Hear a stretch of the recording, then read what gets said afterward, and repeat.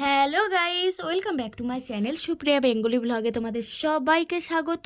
তো বন্ধুরা, আমি আবারও চলে এসেছি তোমাদের সাথে নতুন একটি ব্লগ নিয়ে। তো আজকের ব্লগটা আমি এখন থেকে স্টার্ট করছি তোমাদেরকে সাথে নিয়ে। তো চলো দেখতে থাকো। তো সবার প্রথমেই তোমাদেরকে বলি হ্যাপি মকর সংক্রান্তি। তো এত লেটে বলছি, মানে আমার একটু প্রবলেম ছিল, তার জন্য আর কি ভিডিওটা এত দেরিতে পোস্ট করেছি। প্রবলেমটা তোমাদেরকে পরে আমি বলছি। আর এইখানে দেখো, আমরা সবাই মিলে পিঠা বানাতে পিঠার জোগাড় করতে বসে গেছি। এখানে দিদি আছে, বোন আছে, বৌদি আছে, আর আমি আছি। তো সবাই মিলে আমরা পিঠার জোগাড় করছি। তো এখানে দিদি কুলি পিঠা বানাচ্ছে। আর এইখানে সবাই মিলে কেউ বেলছে, কেউ হচ্ছে গোল করে দিচ্ছে, আর দিদি বানাচ্ছে আর কি। তো আমাদের ঘরে মেশিনও আছে কুলি পিঠার জন্য। তো মেশিনে করি না, মেশিনে করলে ভালো হয় না, দিদি হাতে ভালো করে, তার জন্য দিদি করছে আর কি। আর এখানে দেখো সবাই মিলে হাসাহাসি করছে প্রচণ্ড। তো আমরা সবাই মিলে হাসাহাসি করছিলাম। কি কারণে হাসাহাসি করছি তোমাদেরকে পরে আমি শোনাচ্ছি ভয়েসটা। আর বন্ধুরা, আমার এত লেটে পোস্ট করেছি ভিডিওটা, কারণ হচ্ছে আমার আর কি মেয়ের শরীরটা ভালো ছিল না। তো আমার মন মেজাজও ভালো ছিল না। তো আমার ভিডিওর প্রতি একটা মানে ইন্টারেস্ট যে ওটাই ছিল না, মেয়ের শরীর খারাপ বলে, তার জন্য আমার ভিডিওটা ঠিক টাইমে পোস্ট করা হয়নি। তো এখন মোটামুটি শরীরটা আর কি ঠিক আছে, তার জন্য ভিডিওটা নিয়ে চলে এসেছি। তো ভিডিওটা করা তো যেমন তেমন, ভিডিওটা হচ্ছে এডিট করতে না প্রচুর ঝামেলা। আর বাচ্চা কাচ্চা শরীর খারাপ হলে কিছু মনও করে না করতে। তো যাই হোক, দেখো এদিকে আমরা সবাই মিলে কী নিয়ে এত হাসাহাসি করছি শোনো আর কি। ও বলছে পুরের গন্ধে বলে লোভ লেগে যাচ্ছে, খেতে ইচ্ছা করছে জিভ থেকে। বাবা রে, জোরে জোরে বলছে বলছে পুরে গন্ধে লোভ লেগে যাচ্ছে, খেতে ইচ্ছা করছে, মুখ থেকে লালা বেরোচ্ছে, সেই জন্য আর কি মুখের লালা যাতে না পড়ে ওই যে পুরের মধ্যে, তার জন্য নাকটা বন্ধ করে রেখেছে, মুখটা। বন্ধুরা, এই যে আমাদের ফাইনালি হয়ে গেছে সবগুলো। আর এই যে এতটা পুর আছে, এটা দিয়ে কি হবে দিদি? পাটিসাপটা। ও, পাটিসাপটা হবে ওইটা দিয়ে। এদিকে দেখো মা চাল বাটছে আর কি।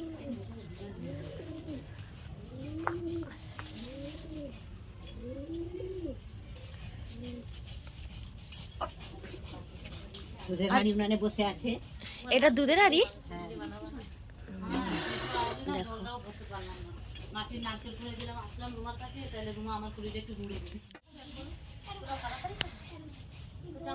তো বন্ধুরা, গুড ইভিনিং। তো দেখো, তো বিকেলবেলাতে সব কিছু রেডি করে রেখেছিলাম। তো এখন চলে এসেছি বানাতে। তো বানাতে এসেছি বলতে মা বানাচ্ছে, তো আমি দাঁড়িয়ে দাঁড়িয়ে দেখছি। দেখো, এটা হচ্ছে চালের গুঁড়ো। তো চালের গুঁড়ো আর ঠান্ডা জল, গরম জল আর নুন দিয়ে ভালো করে মাখিয়ে নিচ্ছে, আর ভালো করে মিক্সড করে নিচ্ছে। আর এদিকে দেখো এই যে বরবাবু, তো এই যে হাই করছে।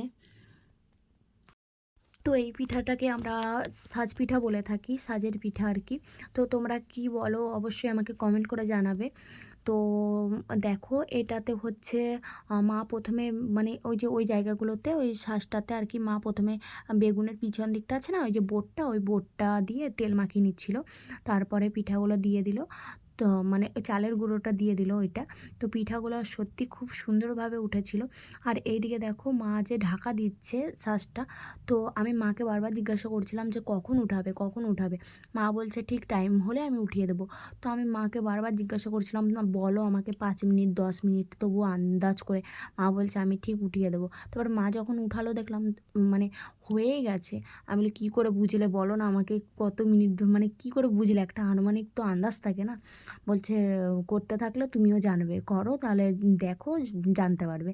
তো যাই হোক, পিঠাগুলো সত্যি খুব সুন্দরভাবে উঠেছিল, একটাও লাগেও নি, একটাও ভাঙেনি। আর এই দেখো এরকমভাবে আমরা মানে তেলটা মাখিয়ে নিয়েছিলাম। আর এইদিকে দেখো পিঠা হতে না হতেই বোম্মাকে আগে দিয়ে দিয়েছি খেতে। তো এইদিকে চলে এসেছি বৌদির কাছে। এদিকে বৌদি এখন চাল বাটছে, কখন পিঠা করবে কী জানি, এখন চাল বাটছে সন্ধ্যাবেলায়। তো বৌদি এই পাশে বৌদি চাল বাটছে, এদিকে আমি চলে যাব পিসি ঘরে, দেখি পিসি ঘরে ওরা সবাই কি করছে। পিসি ঘরে ওরা সবাই অনেকে আছে, তো দাঁড়াও দেখাচ্ছি।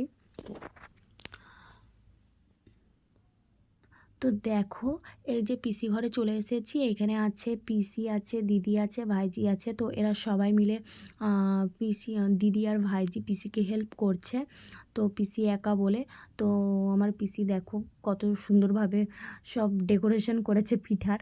তো যাই হোক, আমাদের ঘরে জানো তো বন্ধুরা, কুলি পিঠার করার সেই যে ইয়েগুলো থাকে না প্লাস্টিকের, কি বলে ওগুলোকে আমি ঠিক জানি না, আমি মেশিন বলে যাচ্ছি।